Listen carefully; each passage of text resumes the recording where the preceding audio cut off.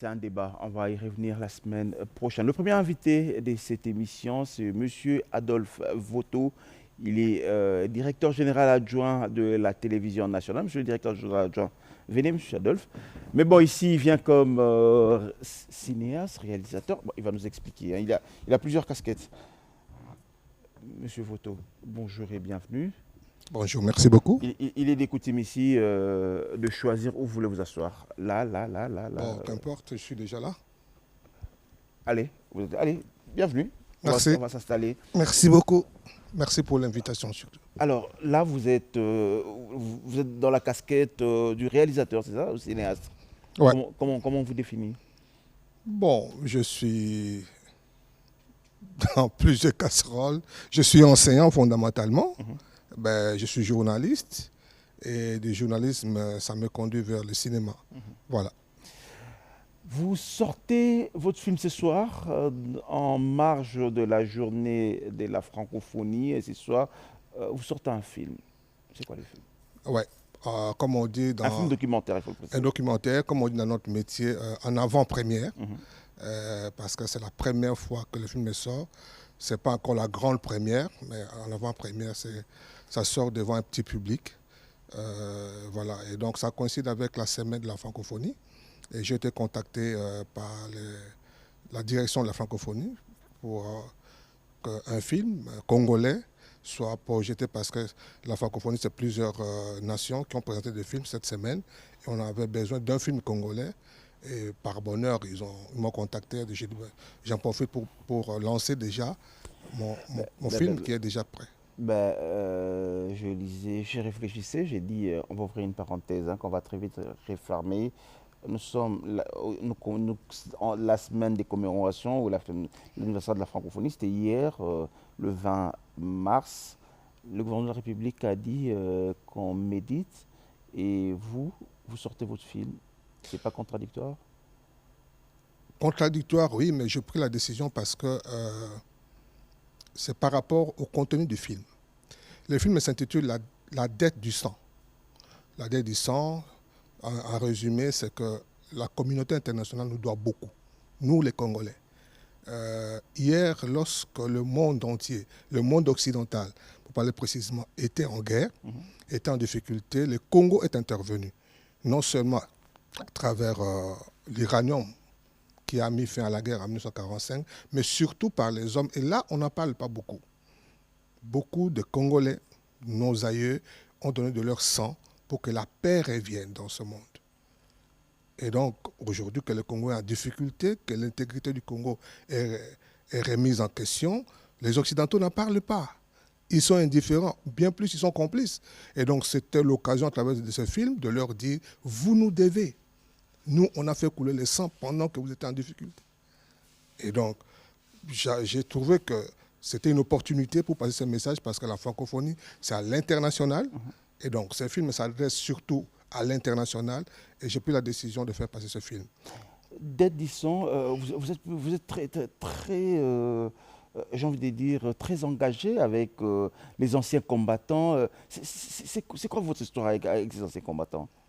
Pas seulement les anciens combattants, avec l'armée. Peut-être que vous le savez. Oui, c'est vrai que vous êtes professeur à l'école des guerres, ça on le sait, on va revenir, mais j'ai vu les derniers anciens combattants qui est décédé, vous l'avez conduit jusqu'à sa dernière démarche. C'est pourquoi je dis, vous êtes très engagé. Même votre film, il parle de ces anciens combattants, ceux qui ont combattu, ceux qui ont versé leur sang. Tout à fait. Mais c'est ça, c'est quoi votre histoire avec? Et pourquoi beaucoup d'attention sur elle? Je suis émerveillé par l'histoire militaire congolaise. En fait, l'histoire des nations, c'est l'histoire de leur guerre. Si on parle de l'histoire de la France, c'est l'histoire de Jeanne d'Arc. C'est l'histoire de De Gaulle. Si on parle de l'histoire du Rwanda, c'est l'histoire du génocide. L'histoire de peuple, ce qu'on retient, c'est l'histoire des guerres. Et nous avons une histoire de guerre extraordinaire que les Congolais ne connaissent pas. Et quand j'ai commencé, je suis chercheur d'abord, au départ. Le documentaire, c'est un travail de recherche. Et c'est alors que je commençais à découvrir qu'on a une histoire extraordinaire. Par exemple, ce que je raconte dans ce film. Lorsque le Quinois passe sur l'avenue Gambela, Assosa, Sayo et consorts, Éthiopie, l'histoire, c'est qu'en Éthiopie, l'armée congolaise a battu l'armée de Douché. l'armée italienne. En cette période, les grandes armées les plus étudiées, c'était l'armée allemande, l'armée italienne. Et les Congolais ont battu en plate couture les Italiens à Gambela, à Sosa, à Sayo. Le bilan, c'est 7 généraux arrêtés. Près de 1000 soldats arrêtés. 7000 soldats désarmés. Ne parlons pas du matériel. Généraux italiens. Okay. C'est la première fois qu'une armée africaine bat une armée occidentale. Et ça fait le boucan dans le monde entier. Mais on n'en parle pas. Personne n'en parle. Lorsqu'on parle du Rwanda-Urundi, Congo belge et Rwanda-Urundi, l'histoire c'est que les Congolais ont battu les Allemands à Kigali. Kigali dont on parle aujourd'hui. À Kigali, à Bujumbura, à Tabora, les Congolais ont battu les Allemands. Ce sont les Congolais qui ont donné le Rwanda aux Belges. On n'en parle pas. Et ils ont été partout dans le monde. Ils ont fait véritablement la guerre mondiale. Ils ont battu, ils ont donné le Cameroun aux Français. Ils ont été en Palestine, en Égypte, en Birmanie, un peu partout. Ils ont combattu aux côtés des Américains. Ils ont combattu avec les Français, avec les Anglais, dans la même tenue. On n'en parle pas. Donc, on a une histoire extraordinaire qui mérite du respect, contrairement à l'impression qu'on donne aujourd'hui que les Congolais, les soldats congolais, c'est des faiblards, c'est des fouillards, c'est des traîtres. Non, on n'a pas été comme ça. Et donc, pour moi, c'est l'occasion de dire premièrement aux soldats congolais que vos aïeux ont été de vaillants et que vous avez leur sang dans votre veine et que vous pouvez encore gagner des guerres. C'est dire aux Congolais que vous devez être fiers de votre armée. C'est une armée qui a une histoire. Et surtout dire aux Américains, aux Français, aux Anglais, aux Belges, que hier, pendant que vous pleuriez, et les témoins le disent, notamment le caporal Kounouk, il a dit que les Américains pleuraient. Une anecdote. Lorsque vous regardez le film comme Rambo, de films de Hollywood, généralement, lorsqu'on veut présenter un guerrier, il prend du charbon, il met sur son visage. Vous savez d'où ça vient? Racontez-nous. Ça vient des Congolais, ça vient des Africains. Okay. C'est-à-dire qu'à la guerre mondiale, l'histoire c'est que tellement que le noir était vaillant face à l'ennemi, les Japonais avaient plus peur des noirs que des blancs. Et donc, être noir devenait le symbole de la bravoure. Et les Blancs, les Américains qui étaient là, les Anglais, pour ressembler aux Noirs, commençaient à mettre du goudron, du charbon sur leur visage. C'est là qu'est venue cette histoire-là. Okay. Mais on ne nous raconte pas. Mais la question maintenant, on va revenir sur ce que vous disiez tout à l'heure. L'armée congolaise a une histoire et vous vous plaignez qu'on n'en parle pas. Le « on » là, c'est qui doit en parler? Mais c'est nous les intellectuels. C'est ça le problème, justement. Et c'est pourquoi je me suis mis... J'aurais dû écrire des livres. Mais je dis, si j'écris des livres, combien de Congolais vont les lire? J'ai préféré en cette ère où les images ont prééminence sur l'écrit, je préférais prendre la caméra. Je dis, au départ, je ne suis pas cinéaste. Mais je dis, je prends la caméra et je fais le cinéma pour que surtout les jeunes Congolais qui n'auront pas l'occasion de lire, qu'ils puissent voir ce film et être fiers de leur pays. Alors, c'est un film de combien de minutes? Il raconte quoi exactement? En résumé, si vous nous racontez, il raconte quoi exactement?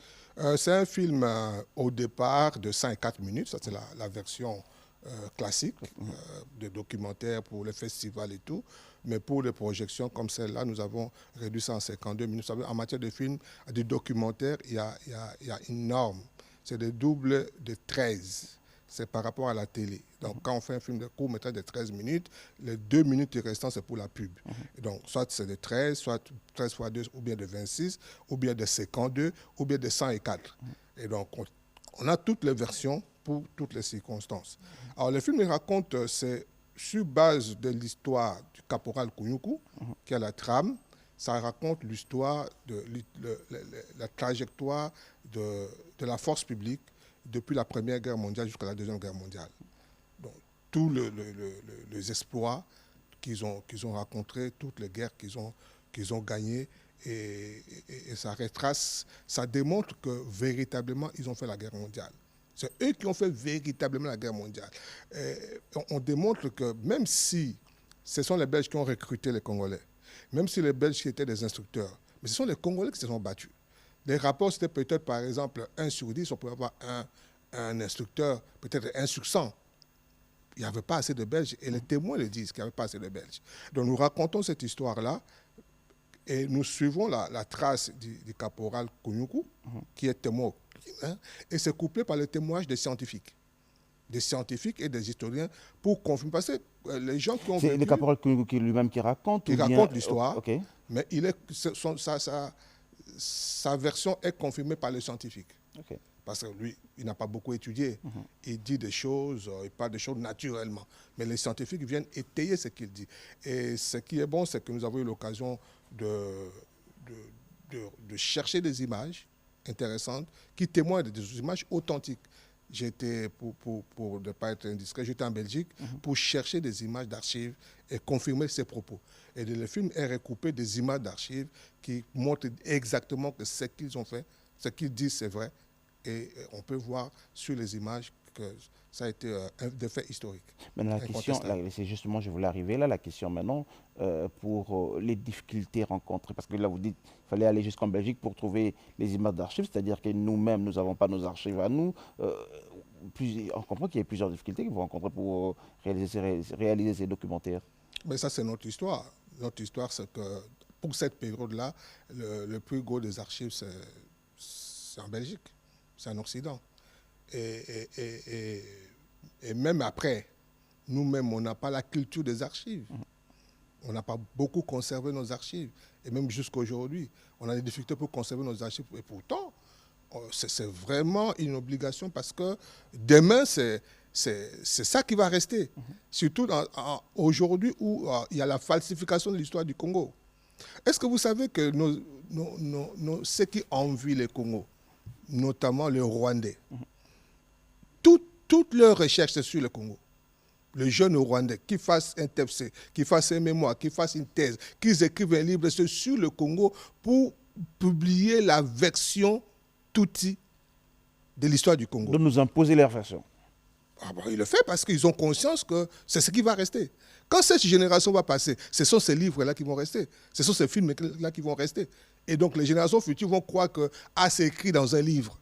Alors que nous-mêmes, les Congolais, on n'écrit pas sur notre histoire. On ne fait pas de films sur notre histoire. Qu'est-ce qu'on va laisser aux générations futures? Et finalement, un jour, la version des envahisseurs va être privilégiée. Donc, ce que nous faisons, c'est que nous voulons exhorter les intellectuels congolais de raconter notre histoire. Lumumba disait, il faut qu'à un moment, les Congolais me racontent leur histoire. Et ça me révolte que lorsqu'on parle de l'histoire du Congo, l'expert, c'est Colette Brackman.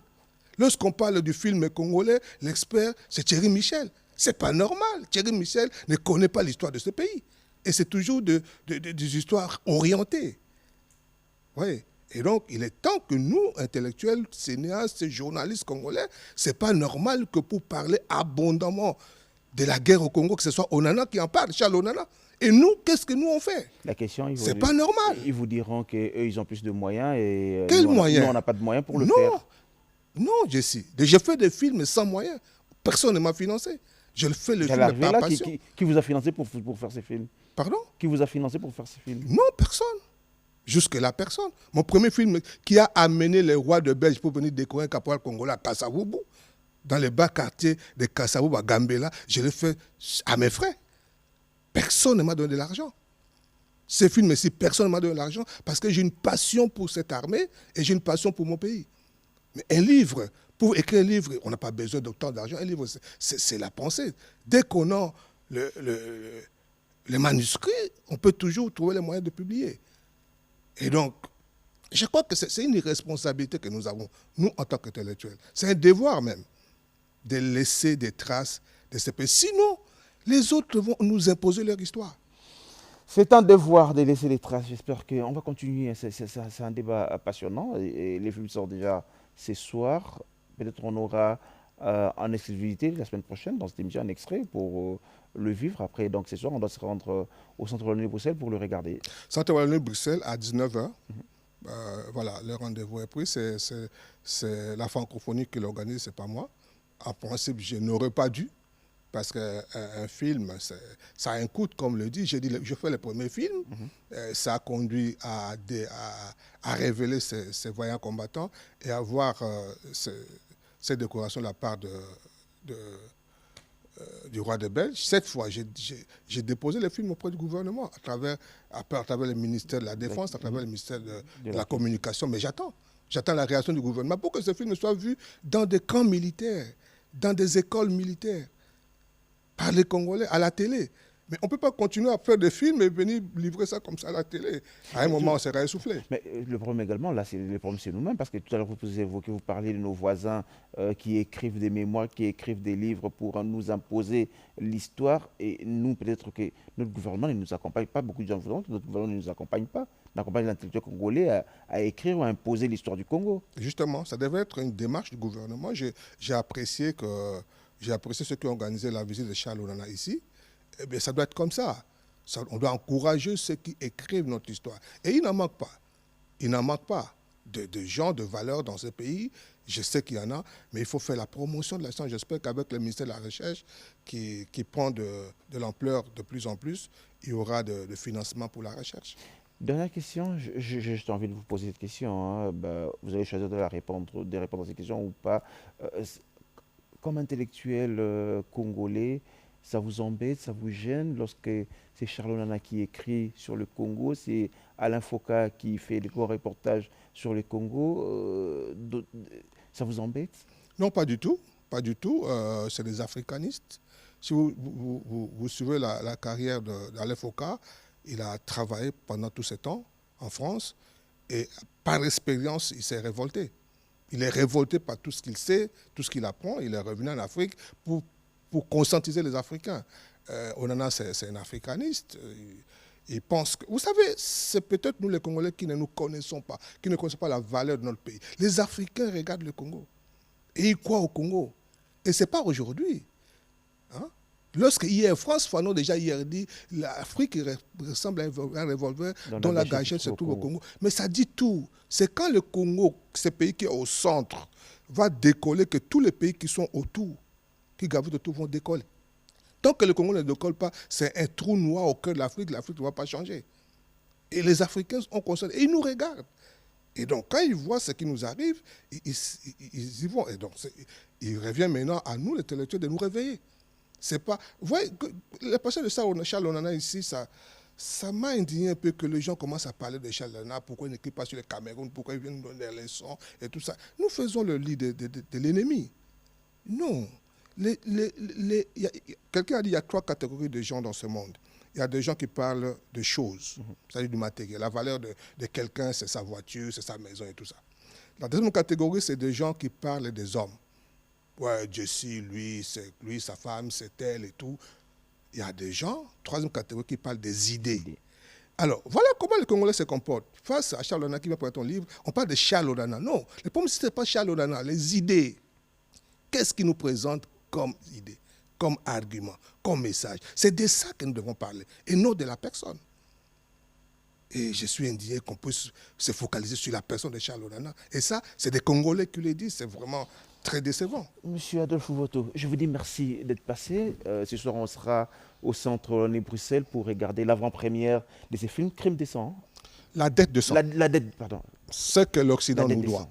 La dette des sangs, ce que l'Occident nous doit. Ce soir, si vous avez du temps, passez au Centre René Bruxelles et c'est vers City Market. Et on va suivre ces films en avant-première. Merci d'être passé. C'est moi qui vous remercie. Revenez quand vous voulez. On va parler de tout ce que vous faites pour la République démocratique, surtout pour le caporal Kouniou. On ne l'oubliera jamais. C'est toujours un honneur de revenir ici. Allez, merci monsieur Adolphe Voto, directeur général adjoint de la RTNC, mais cinéaste. Hein? Comme vous voulez. Réalisateur ou cinéaste? C'est la même chose. C'est la même chose. Hein? Allez, merci de regarder le panier de Bonne Show. Cinéaste pour ne pas dire réalisateur de télé. D'accord, cinéaste. Allez, merci de regarder le panier de Bonne Show. Votre matinale revient dans quelques instants.